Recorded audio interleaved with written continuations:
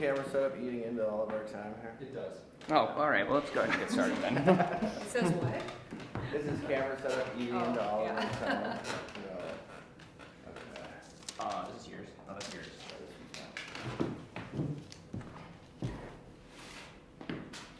Am I supposed to hold that or is that okay? No, you don't Okay. hold it. I mean, if you want it, No, you it's can. a little weird. I agree. I don't like Okay, it. as long as it works that good that way. You check out a little. Here, say something real quick, Governor. Testing, 1, 2, 3, check, check, check. I Testing, might 1, have you 2, hold 3. it if you're not going to be averse to that. I apologize. No, it's all right. You can hold the logo. Yeah, that's perfect. Yep. Just like that's good. And if you feel the need to move that at all, feel free to move it. But I think it's Looks perfect. good. Yeah, okay. You won't get me. Go for it. All right. Well, thanks again for taking the time, Governor. I appreciate it, especially I know you've been busy wrapping up session and traveling and stuff. I want to lead off with, obviously, about 24 hours ago, you had a meeting with former President Trump, who is running for president again. You're kind of the front runner right now to be his vice presidential candidate. What did you guys talk about? What did that meeting look like? Well, I'm not going to share private conversations with the president, but we did have a good meeting yesterday. Was that request made to come to that meeting? Like, how far out did you know that you were going to have that meeting with him? You know, it was great to catch up and visit with him. So, enjoyed visiting with him. You saw our story about I it? did see your story. This sort of adds to the speculation that you might be the pick. Well, you know, I've known Trump for years. So when we worked together on tax reform when I was in Congress, he's been good enough to come to South Dakota 3 times now. So it was good to visit with him and talk a little bit about 2024 and the race that he's got in front of him. Are you prepared to leave the Capitol until November or beyond? I mean, what are you doing? I to honestly prepare? haven't even thought about it. You know, we're in the middle of legislative session. I love being governor of South Dakota. I'm so grateful that people kept me and reelected me, and looking forward to continuing to fill this role. As far as this session, I get that you don't want to talk about the VP. Not really. I mean, it was a good, long conversation with the president. I mean, We met for a long time. That's a big deal. I mean, how do you feel even being sort of the preferred candidate of a lot of people and certainly on his short list? How does that feel? I don't know how I feel about it. I think that it's certainly, I want him to win. And that's my big motivation, is I recognize that every day I'm in this office, I'm fighting federal government regulation and persecution over the way that we have protected our way of life in South Dakota. So that really is, whatever I can do to help him win, he knows that I'm there and engaged and will be helpful. Do you think you help him win if you're on the ticket? I think there's got a lot of choices out there that he could look at that could be helpful. Do you think, like, one of the demerits when you're speculated is that you come from a low populated state? Mm-hmm. You know, Ron DeSantis has, I don't know how many people live in Florida, 20 million. A lot. Is that something that should be considered? Or do you think that's not the end all be all? You know, I've spoken to this kind of before, that I think it would be helpful for him to surround himself with people of different perspectives, people that have run businesses, that have governed, that have had to make tough decisions, and people that really understand what his policies are and will help him get them done. Not necessarily if they come from a populated place. No, and I don't know if he's, looking at that to check that box. Speaking specifically to this session, you guys didn't bring a ton of bills this year. There are certainly some, like the foreign ag land bill, which you backed, a couple more regulatory bills at the beginning. Was there a reason for that, or how would you sort of judge your session as a whole so We had far? quite a few agency bills. The budget was really important to me this year. We spent a lot of time preparing for our budget request and making sure that we were making wise decisions with where, we were putting people's dollars to make sure that it was going to benefit South Dakota in the long term. We did the anti-Semitism bill, which is incredibly important to us. The teacher salary bill, to make sure that our teachers really had a difference. So these were bills that in the past that we had brought forward and had discussions on, that we wanted to get across the finish line this year. Does the prison is sort of the big, is you using a lot of gunpowder on that, right? We are, but it's one of the priorities that we have to get done. And if you look at it, at the responsibility that we have as a state to make sure that we're not just having people that are enforcing law and order, but then when they're in our custody, that we're actually treating them like human beings, giving them the opportunity to get counseling services, to get workforce training, so that when they come out of prison, they have the chance to really go back into life and provide for their families. So for me, the first year I was governor, I remember touring the penitentiary and being shocked.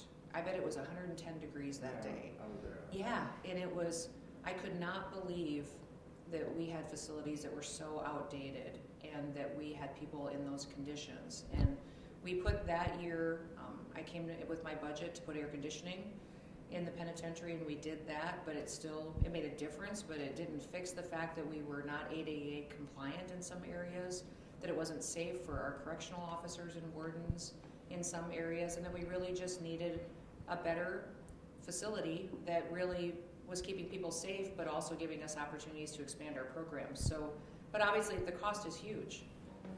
Every single one of our prison facilities needs upgrades or to be rebuilt, and the fact that this legislature has recognized that priority, I'm incredibly grateful for.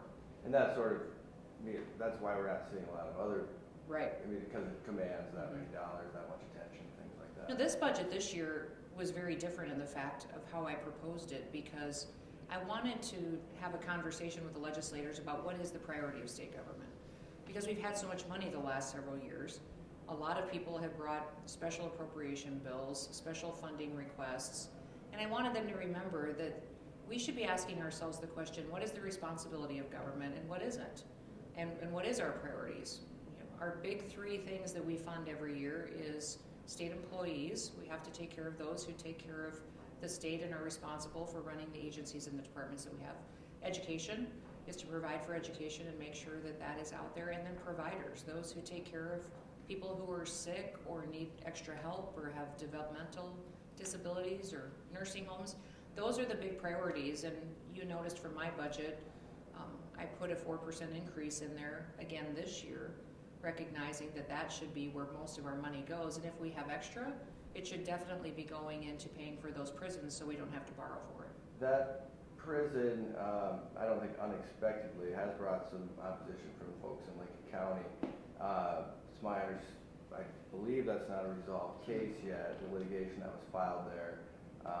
You had, I think, planned to attend an event there, and then the lawsuit was filed, and there hasn't been a lot of communication between the administration and that group due to pending litigation.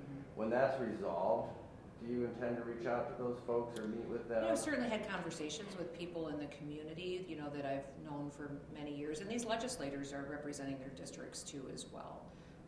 We looked a year and a half for the land and the right location to have it be in a situation where it would be built in an area of the state that we could staff it adequately, that it would have the infrastructure around it, and that we could build a facility that would be state-of-the-art and be a much safer situation than what we have today. If you look at the location compared to where our state-run facilities are today, South Dakota will be better off. And I know that that community is struggling with the location. It's one of those things that we'll continue to work on. Do you think, would you commit to meeting with them? I think that litigation always makes things very difficult for us as far as what I can do and what I can't do, but absolutely, my door is always open to people when I have the opportunity to do that. Once this is resolved. I want to shift gears, but kind of in a similar vein, talk about some of the pipeline bills that have been working through this session. There's obviously been a lot of the very strong landowner protection ones have not made it through their first committee, and a lot of these sort of compromised ones coming from legislative leadership have managed to sort of run the game, and now SB 201 is the big one. What's kind of your opinion on that situation? Over the summer, last summer, you came out and said you were very much on the side of landowners on this dispute. Well, I'm still on the side of landowners, and I think that we in the state need to continue to protect our private property rights. I think what the legislative leadership team is working on looks to be a compromise that is between private landowners and the ability to have economic development and some of these projects move forward. So I haven't seen their most recent language. I know they've still got amendments that they're proposing. I did talk to some of the leadership team this morning on how that's going. We'll see what ends up making it to my desk. So far, again, it's SB 201, which is the joint one between Representative Mortensen and Senator Crabtree, is sort of the elephant in the room. Do you think if that gets to your desk, you'd sign it? I haven't even seen it though, Austin. So I believe that they're working on a good compromise that could be something that I could sign. You always wait for the final language Yes, ma'am. before we talk about those hypotheticals. Mm-hmm. Well, we waited for some time for the conflict ruling. Yes, we from the did. Supreme Court. Did you like that position? Or do you feel like it's too open now and there might need to be some legislation to rein We've in? had some of those discussions. You know, the Supreme Court did give us some clarity, which was fantastic. And I was grateful that they took swift action so that we could fill some open legislative seats. I do believe that the legislators are talking about maybe tightening it up a little bit to give us some guidance on state employees and how some of those contracts work. And I certainly would consider some of that legislation so that we make sure that we have people here that are representing our state and the people in their districts, and that we don't have to worry about them having a conflict of interest or advocating for themselves or their personal benefit. It's probably necessary, just given the shift in precedent. Right. It was a big shift, and it really did take away a lot of conflicts that I think people still think maybe should exist. The best way to address that is probably going to be through a statute change or a law change. I want to take a step back and talk a little about the joint address and sort of the reaction that you got from the tribes on that. First off, I want to read you a quote that I got from President Frank Starr when he spoke to Congress in December. This is kind of a paraphrase. Quote, "The state of South Dakota lacks criminal jurisdiction over Indian country crimes. Thus, the sole provider for law enforcement is the tribes and the federal government. We believe federal neglect has resulted in the cartel moving onto our reservation." I mean, if you read this whole speech, and maybe you have, it sounds a lot like yours. Yeah. What do you think the disconnect is, and why do you think you got the reaction you did on that address? I don't know if there's a disconnect. I think, with President Starr comes out, I hope he'll come talk to me. I've had several conversations with a lot of people that live in his community, and also we've met with different council members over the last couple of years, and I've been hopeful that we can make progress. I would love to do a law enforcement agreement with that tribe to help them bring some safety to their communities. I know that many people are suffering because of the cartel presence there. I'm not certain why he reacted the way that he did. I only spoke the truth. I think people need to really understand the devastating effects of what's happening at our southern border and how it is impacting us here in South Dakota. The fact that those cartels are in our tribal reservation areas and that I have no jurisdiction there. I'd love to work with him to help his people. And we've been reaching out and continuing to do that. I've been very thankful for the other chairmen and the other presidents. They all have my personal cell phone number. Chairman Lankeek has reached out several times. We've been playing phone tag back and forth, and I've left a couple of voicemails for Chairman Herman as well. So it's been wonderful to have more communication. We've met with Sisseton since then. I'll be going to Standing Rock here soon. But really, what's going on with the Oglala Sioux, I think will really need to take a new partnership with the president, and I'm hopeful that that can still happen. And you haven't talked to him since he banned No, it. I've reached out and have tried to communicate with him. They've been unwilling. Is there anything, in hindsight, is there anything with that address that maybe you would do differently or handle differently with the tribes to prevent some of this stuff? Or No, my whole purpose for giving that joint address was so that people would be informed, that they would know the truth and they would know the facts. I had just been to the border, but we had been working for the last several years to bring law and order to our tribal reservations. I've had many of these tribal leaders come to me and ask me for help. I've been there years ago and knew that the Banditos had a presence there, but they've greatly expanded their operations now. And now they're recruiting local folks to be a part of those gangs that are proliferating the drug trafficking and trade that's going on. So speaking truth to it, I think, is the only way to expose it and to show people that we do have an opportunity to partner and to bring safety. But until the president and until that tribal council decides to be partners with me, my hands are tied. I wanted to ask, and we moved on from it at the beginning, but I asked you what you're doing to prepare to potentially be gone for a little bit, if not. Where am I going? If you're the running mate for President Trump. Yeah. I wanted to ask, I don't know what you're going to answer here, but what are you doing to help Larry get ready to fill in for you? when you pick a lieutenant governor, you pick someone that is ready to go on day one. So Larry has over 16 years serving in the legislature. He's involved in all the policy discussions. I'm not concerned about the lieutenant governor being able to fill this role, but he's not being asked to at this time. You all get to keep me, so I hope you're not trying to shove me out the door. You know, whatever happens, I mean, you're on the second half of your term, whether you do something with the running mate or, you know, you just see the rest of your term out. What do you want your legacy to be? What do you want South Dakotans to remember you as? She worked very hard every day to help South Dakota be successful, for families here to have every opportunity that they could to stay here and to thrive. I think we've done that. I tell people quite often what keeps me awake at night is I don't want to miss opportunities.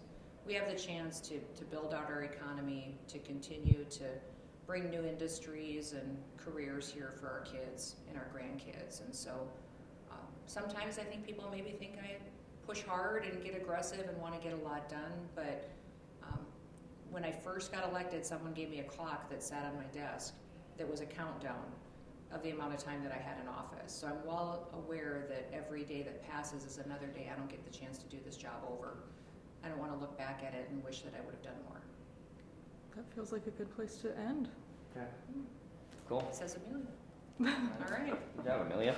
We're not trying to shoo you out the door. No, I know. I would be It's just devastated hard personally. to.